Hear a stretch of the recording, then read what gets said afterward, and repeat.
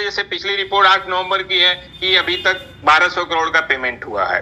तो वो जो गति है वो धीमी है, उसमें निश्चित है। चाहे हमारी तरफ से फॉर्म, हम चूंकि पहले जो फॉर्म भरते थे, अभी मान लीजिए LIC में है, आज पैन नहीं है, ये नहीं है तो फॉर्म नहीं लिया जाता, लेकिन आज से 15-20 साल पहले वहां पे भी फॉर्म ले लिए जाते थे। आज भी उसमें अगर नाम गलत है तो उसकी एफिडेविट या तमाम उसकी फॉर्मेलिटी करनी पड़ती है।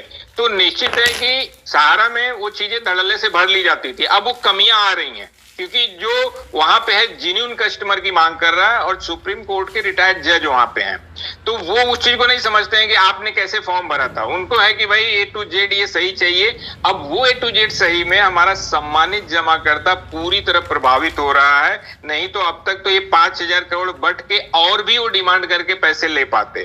तो अपील यही है, हम भी यही मानते हैं कि सरकार इस चीज को समझेगी और चीजों की, लेकिन आप उस पे छापना उस तरह बंद कर दीजिए, क्योंकि उससे असर पड़ता है सरकार पे। तो चूंकि सर ने कहा नहीं, मुझे किसी पर्सनल किसी पे अटैक मैं नहीं कर रहा हूं, लेकिन ये चीजें ठीक होनी चाहिए जिससे हमारे देश की अर्थव्यवस्था, सामाजिकता, तमाम चीजों में सुधार आए।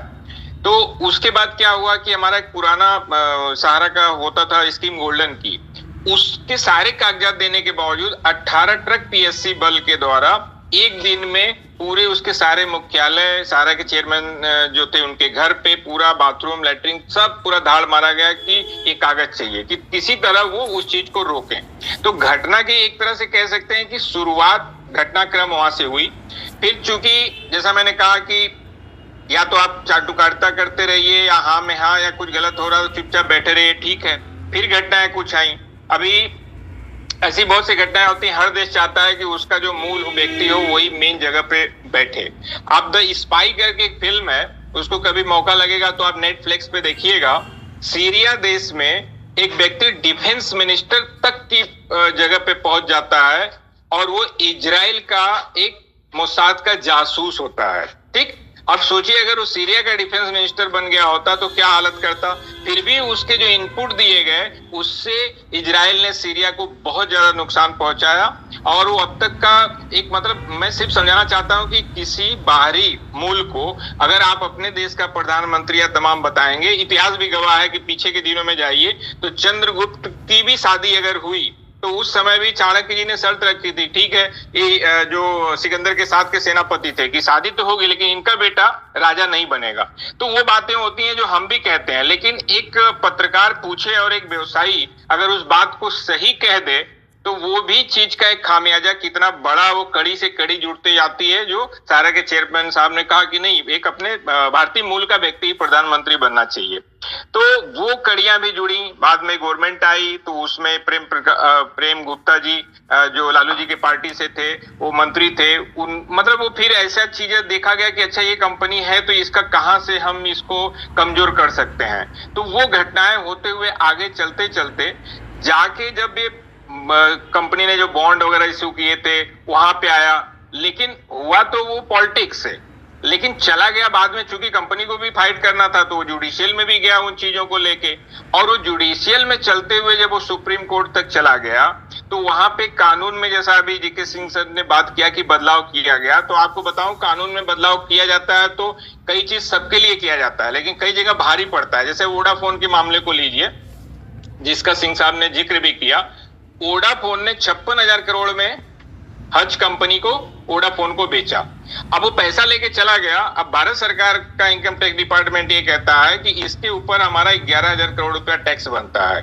वो कहता है नहीं, वो टैक्स तो आप उससे हद से वसूलो, और हम चूंकि सौदा बाहर किए हैं तो आपके कानून में ऐसा कुछ है नहीं।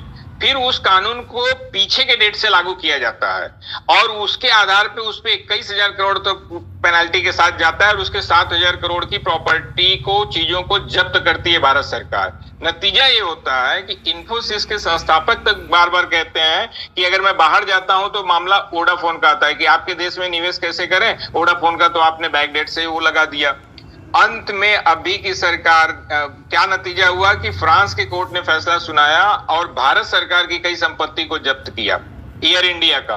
तब जाके भारत सरकार जागी कि ये मामला तो है इतने 6-7 हजार करोड़ का, लेकिन इससे लाखों करोड़ का निवेश नहीं आएगा, और वो बैक फुट पे आए सरकार और बोली कि ठीक है हम इसको छोड़ते हैं। तो ये तो चूंकि विदेशी कंपनी का मामला था तो वहां हो गए, लेकिन वही जब सहारा के साथ 2012 में बैक डेट से लाया गया कि नहीं, बॉन्ड का अगर आप लाते हैं तो फिर उससे पब्लिक आप सेबी से परमिशन लेंगे। तो चूंकि बैक डेट से आया तो कोर्ट भी उसी चीज को, कानून को मानेगा और उस आधार पे उसने वहां पे डिसीजन दिया।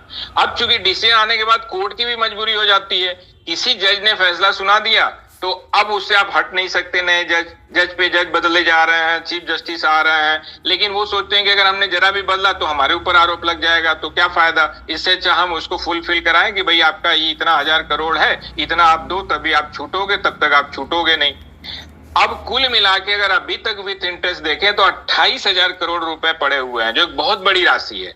ये तो है कि धन्यवाद कि अभी की सरकार में सहकारिता मंत्रालय के नेतृत्व में 5,000 करोड़ की उसमें मांग की गई और वहां पे हुआ कि चलो भाई 5,000 करोड़ आए तो हम शुरुआत करते हैं। तो एक अच्छी पहल थी जहां भी एक इतना अच्छा अमाउंट, अच्छा उस अमाउंट को भी उस समय के पिछले दिनों के जो हमारे फाइनेंस मिनिस्टर थे, जैसे अभी बहुत से फंड होते हैं ना बैंक में, 7 साल तक किसी ने नहीं लिया, पीपीएफ का 10 साल नहीं लिया, तो उस फंड को senior citizen protection fund, investor education protection fund, ऐसा करके गवर्नमेंट के पास तो पैसे का अकाल पड़ा ही रहता है, तो वो सोर्स ढूंढते हैं। तो ये जो सहारा का पैसा था, इस पैसे को भी उन्होंने प्लान कर लिया था कि हाँ ये तो 2 नंबर का है, तो कोई लेने वाला नहीं है, तो इस पैसे को भी वहां ट्रांसफर। लेकिन क्योंकि सहारा ने एक चीज इसमें बहुत अच्छी की थी कि भाई अगर हम पैसा दे रहे हैं तो पार्टी पेमेंट दे रहे हैं तो ये एस्क्रो अकाउंट होगा और इसमें सिग्नेचर दोनों जन की होगी, किसी एक की नहीं होगी। एक की होती तो आप जान लीजिए कि जो 100-150 करोड़ का खर्चा अभी तक सेबी ने बताया वो निकाल लिया होता उसमें से, लेकिन 1 रुपया नहीं निकाल पाया है क्योंकि वो एस्क्रो अकाउंट है और वो पार्टी पेमेंट करने पे ही सहारा उस पे साइन करने के लिए तैयार होता है, इसलिए अटका हुआ है। तो वो चीज भी हो नहीं पाया। हाँ, अभी जो पोर्टल आया तो निश्चित है, जैसे पिछली रिपोर्ट 8 नवंबर की है कि अभी तक 1200 करोड़ का पेमेंट हुआ है, तो वो जो गति है वो धीमी है। उसमें निश्चित है, चाहे हमारी तरफ से फॉर्म, हम क्योंकि पहले जो फॉर्म भरते थे, अभी मान लीजिए LIC में है, आज पैन नहीं है, ये नहीं है तो फॉर्म नहीं लिया जाता, लेकिन आज से 15-20 साल पहले वहां पे भी फॉर्म ले लिए जाते थे। आज भी उसमें अगर नाम गलत है तो उसकी एफिडेविट या तमाम उसकी फॉर्मेलिटी करनी पड़ती है।